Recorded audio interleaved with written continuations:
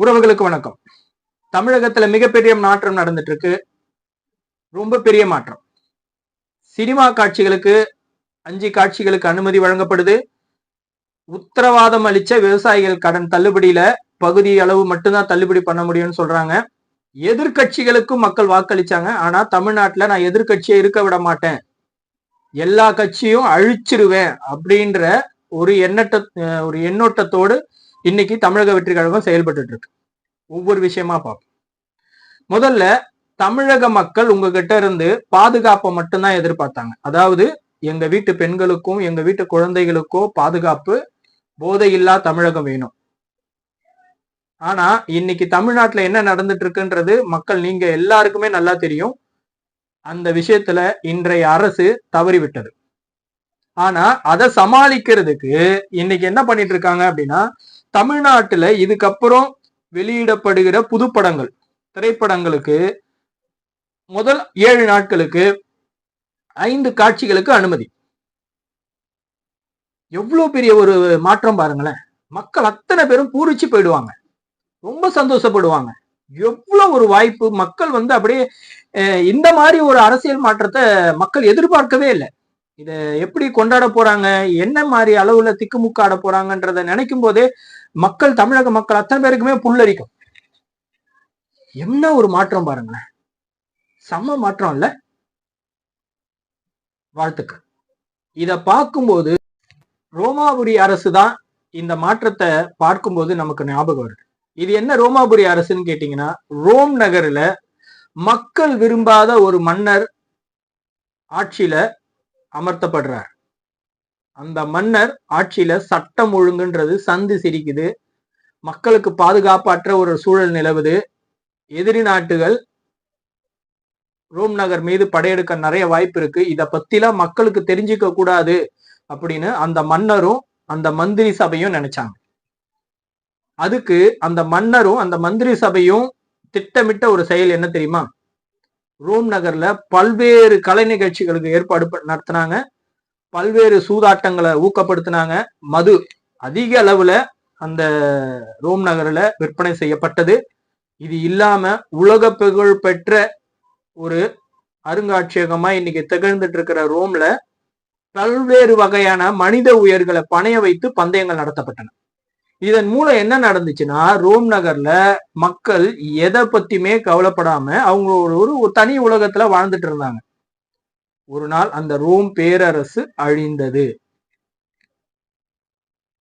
இப்ப எதுக்கு இதை உதாரணமா சொல்றோம்னா, இப்பவும் அப்படிதான் நடந்துட்டு இருக்கு. தமிழ்நாட்டுல சட்டம் ஒழுங்கு, பெண்களுக்கு பாதுகாப்பு இல்ல, மிகப்பெரிய இன்னல்களை இன்னைக்கு சந்திச்சுட்டு இருக்காங்க இவங்க ஆட்சி பொறுப்பேற்ற 15 நாட்கள்ல. உங்களை நாங்க குற்றம் சொல்ல விரும்பல. ஆனா நாங்க சொல்றது என்னன்னா, பாதுகாப்பை உறுதிப்படுத்துங்க, அதுக்கான நடவடிக்கையை எடுங்க, அது போதும் தான் நாங்க சொல்றோம். ஆனா இப்ப இங்க என்ன நடந்துட்டு இருக்குன்னா, மாற்றம்ன்ற பெயர்ல மக்களை மிகப்பெரிய அவதிக்குள்ளாக்கிட்டு இருக்காங்க. 2வது விஷயம், விவசாய கடன்கள் 5 ஏக்கர் வரைக்கும் வாங்கியிருக்கிற விவசாய கடன்கள் முழுவதும் தள்ளுபடி செய்யப்படும். இதுதானே உங்க தேர்தல் வாக்குறுதி? ஐயா, இப்படி சொல்லிதானே நீங்க வாக்கு கேட்டீங்க? இல்ல இப்படி சொல்லிதானே கிராமப்புறங்கள்ல இருக்கிற உங்க விஜய் ரசிகர்களும் உங்க தொண்டர்களும் மக்கள் கிட்ட போய் வாக்கு கேட்டிருப்பாங்க? ஆனா நீங்க இன்னைக்கு என்ன சொல்றீங்க? 50,000 வரைக்கும் வாங்கியிருந்தேன்னா முழுசா தள்ளுபடி, இவ்வளவு வாங்கியிருந்தா அவ்வளவு தள்ளுபடி, அவ்வளவு வாங்கியிருந்தா இவ்வளவு தள்ளுபடி, 1 லட்சம் வாங்கியிருந்தா 5,000 தள்ளுபடி. 95,000 கடன் கட்டுறவன் அந்த 5,000 ரூபாவை கட்ட மாட்டானா? இப்படி விவசாயிங்க முதுகுல குத்துறீங்க. கடந்த ஆட்சியில தான் விவசாயிகள் வாங்கிய அத்தனை கடன்களையும் தள்ளுபடி பண்ணுவோம், விவசாயிகளோட நகை கடன்களை தள்ளுபடி பண்ணுவோம்னு திராவிட முன்னேற்ற கழகம் பொய் வாக்குறுதியை அளிச்சு ஆட்சியில அமர்ந்ததுக்கு அப்புறமா அந்த காரியத்தை செய்யல. அப்படின்றதுனாலதான் மக்கள் ஓரளவுக்கு உங்க மேல இருக்கிற சினிமா பிரபலத்தை பயன்படுத்தி உங்களுக்கு வாக்களிச்சாங்க. ஆனா இன்னைக்கு நீங்க மக்களுக்கு, அதே விவசாயிகளுக்கு நீங்க என்ன பண்ணிட்டு இருக்கீங்க? மிகப்பெரிய துரோகத்தை பண்ணிருக்கீங்க. இது துரோகம் தான். மக்கள் இத அவங்களுக்கு வாய்ப்பு கிடைக்கும் போது மிக சுலபமாக இதை பயன்படுத்துவாங்க. 3வதா நம்ம பார்க்கணும்னா, உங்களுக்கு எப்படி தமிழக மக்கள் வாக்களிச்சாங்களோ அதே போலதான் எதிர்கட்சிகளுக்கும் வாக்களிச்சாங்க. அது திராவிட முன்னேற்ற கழகமா இருக்கட்டும், அண்ணா திராவிட முன்னேற்ற கழகமா இருக்கட்டும், இல்ல மற்ற சிறு சிறு கட்சிகளா இருக்கட்டும். ஆனா நீங்க இன்னைக்கு என்ன பண்ணிட்டு இருக்கீங்க? அந்த கட்சிகள்ல இருக்கிற சட்டமன்ற உறுப்பினர்களை குதிரை பேரம் பேசி அவங்களுக்கு பணத்தாசைய காட்டி, அவர்களுக்கு பதவி ஆசைய காட்டி உங்க பக்கம் இழுக்கிறீங்க. இதுக்கு பேர் தூய்மை அரசியலா? இதை விட மிக கேவலமாக, இதை விட மிக மிக சாதுரியமாக அரசியல் செய்யக்கூடிய இயக்கம் திராவிட முன்னேற்ற கழகம். இன்று நீங்க செஞ்சிட்டு இருக்கிற அத்தனை அரசியலையும் உங்களுக்கு குருநாதரா விளங்குற திராவிட முன்னேற்ற கழகம் செஞ்சிருக்கு. அவங்க இதை செய்ய மாட்டாங்களா?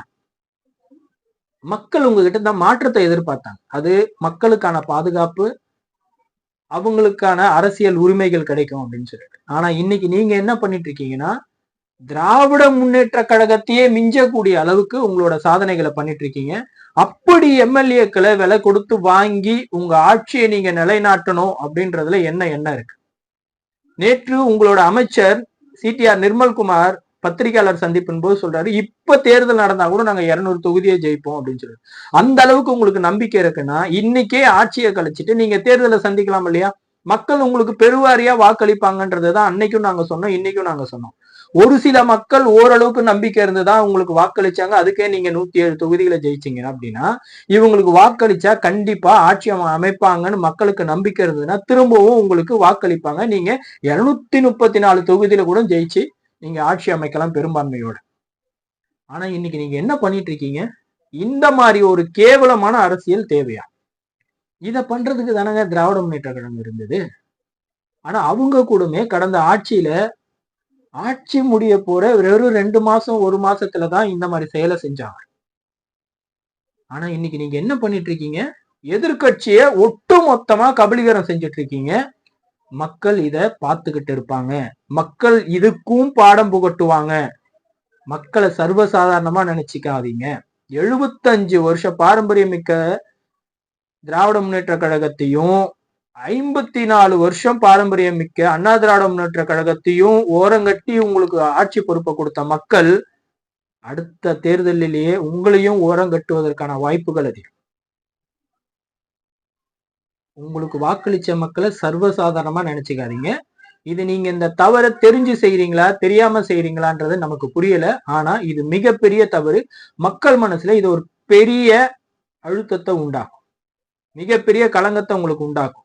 எப்படியும் இன்னைக்கு அண்ணா திராவிட முன்னேற்ற கழகத்தில இருந்து பிரிஞ்சு வந்து உங்களுக்கு வாக்களிச்சு இன்னைக்கு அவங்களோட மந்திரி பதவி கிடைக்கலன்னு அவங்களோட சட்டமன்ற உறுப்பினர் பதவியை ராஜினாமா பண்ணிட்டு உங்களுக்காக உங்க கட்சியில சேர்ந்து திரும்பவும் அவங்க இதே தொகுதியில போட்டியிட்டாங்கன்னா, அப்போ உங்களுக்காக கடந்த சட்டமன்ற தேர்தல்ல உங்க கட்சிக்காக பாடுபட்ட உங்க உறுப்பினர்களோட மனநிலைமை எப்படி இருக்குன்னு கொஞ்சமாவது யோசிச்சு பார்த்திருப்பீங்களா? இந்த தவிர